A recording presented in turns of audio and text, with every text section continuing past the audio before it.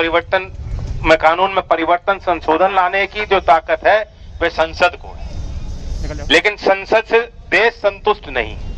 संसद के अंदर जो चर्चाएं होनी चाहिए थी, जो मशवरा लिया जाना चाहिए था, लोकतांत्रिक प्रक्रिया में जो जनता की आवाज वहां उठनी चाहिए थी, जो विरोध होना चाहिए था, वो नहीं हो पाया। मेरे पास किसानों को देने को आज कुछ नहीं है। मैं वहां नहीं हूं, चौधरी अजीत सिंह जी वहां नहीं थे, और संभवतः अगर होते तो जो कुछ था वहां नौछावर करते, रोकने का प्रयास।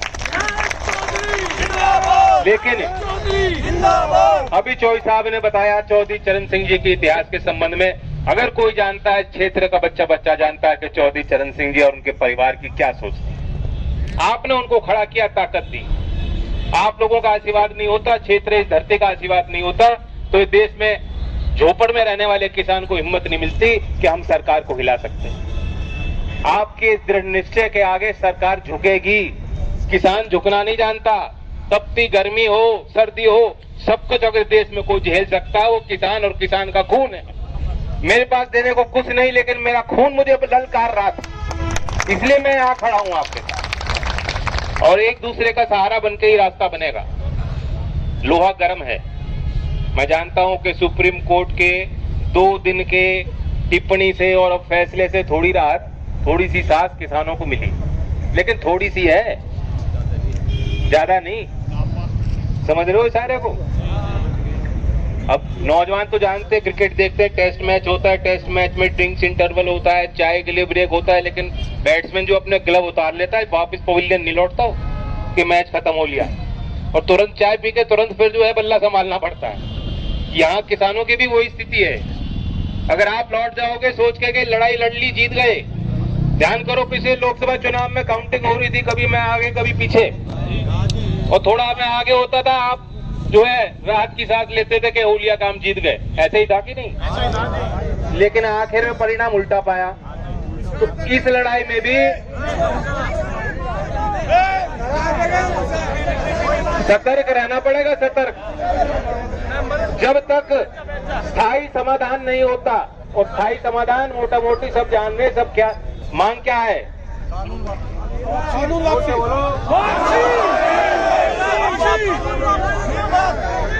मैं इस राय का हूं कि आपको बहुत धैर्य के साथ, अभी तो लड़ाई अधूरी रही है। ये मत सोचना कि काम हो लिया घर लौटो। मैं जब 2 सप्ताह पहले आया था, भीड़ कुछ कम थी, आज आपने भीड़ दुगनी करी, और फिर मैं आप जब बुलाओगे तो फिर आऊंगा, तो उससे ज्यादा भीड़ करनी पड़ सकती है। आप बिल्कुल करेंगे। और एक बात और है, अभी हमारे चौधरी साहब कह रहे थे कितने 85 नोटिस मिल गए इनको। नोटिस मिल रहे हैं, किसानों को दे रहे हैं। ये प्रशासन ऐसा है, ये सोच रहा है कि आपको किसी तरह जो घर बैठा दे, यहाँ से हटा दे, घर से ना निकले। जो जितना सक्षम है लड़ने को, उसको उसी हथियारों से उसका मुकाबला ही सरकार कर रही है कि नहीं कर रही? नोटिस क्या चीज है? मैं तो लोकदल के कार्यकर्ताओं को खास तौर से कहना चाहता हूँ, नोटिस फाड़ देना। कोई नोटिस देना है क्या, जैन जी को दे दो सारे नोटिस, वो आज तक चौधरी अजीत सिंह जी पे कोई लांछन लगा है क्या? कोई लगा सकता है? हमें दे दो नोटिस, हम देखेंगे क्या होता है उनका।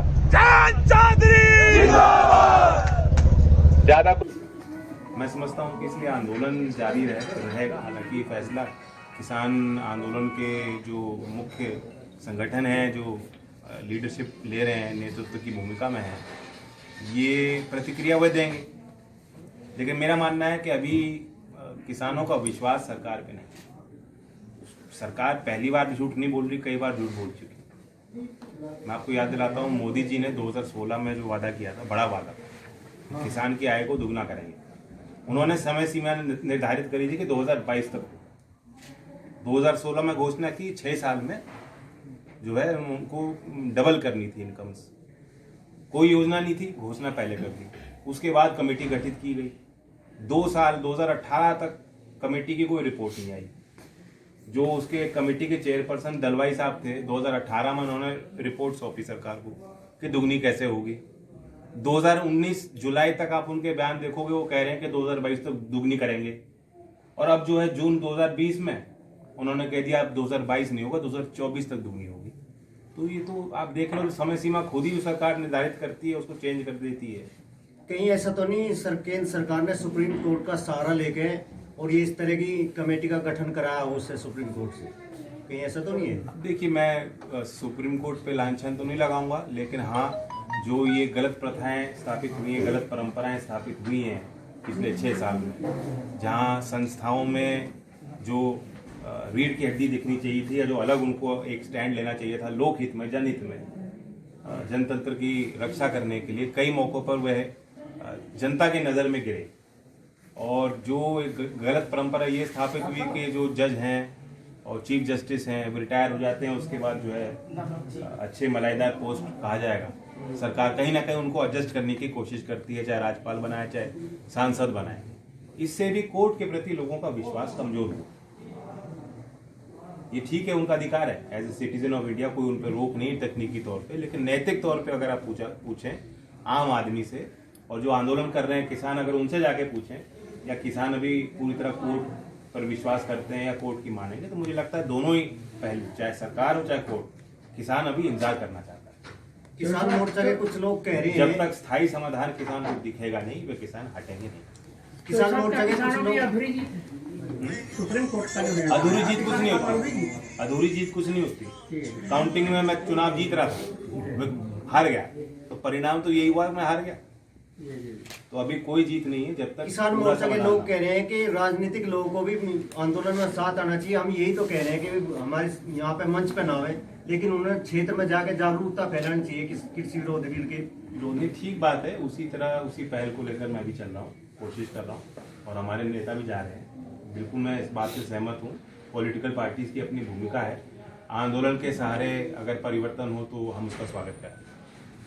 मेरा मानना है कि पॉलिटिकल आंदोलन होना चाहिए, पॉलिटिकल ताकत को पहचानना चाहिए, लोगों को, मतदाताओं को किसान के मुद्दों को आगे रखकर मतदान करना चाहिए। लेकिन अब मौका मिलेगा अगली बार, फिलहाल तो इसी सरकार से काम लेने हैं। ये सरकार जब उंगली सीधा करो तो मानती नहीं है, बहुत मजबूरी में आंदोलन है। की आगामी रणनीति क्या है?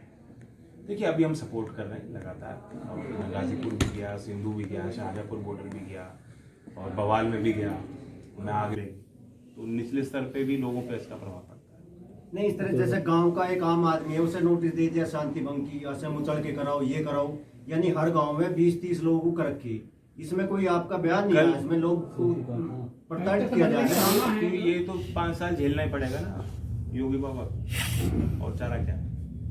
कल मुजफ्फरनगर में भी हमारे कार्यालय पे आप देखो जिस तरह छावनी बनाई गई, तो ठीक है, मैंने भी तो लाठी खाई ना। कोर्ट के फैसले का असर तो जनता में इतना पड़ा है कि जो लोग डरे हुए थे, जो भी कुछ लवे लोग थे, उनको कुछ डर निकला है, वो आज सड़क पर ज्यादा निकल चुका है। देखिए, एक बात तो साबित हुई कि वो किसान थे जो आंदोलन कर रहे हैं, क्योंकि सरकारी अपने प्रचार तंत्र के माध्यम से ये भी फैलाना चाह रही थी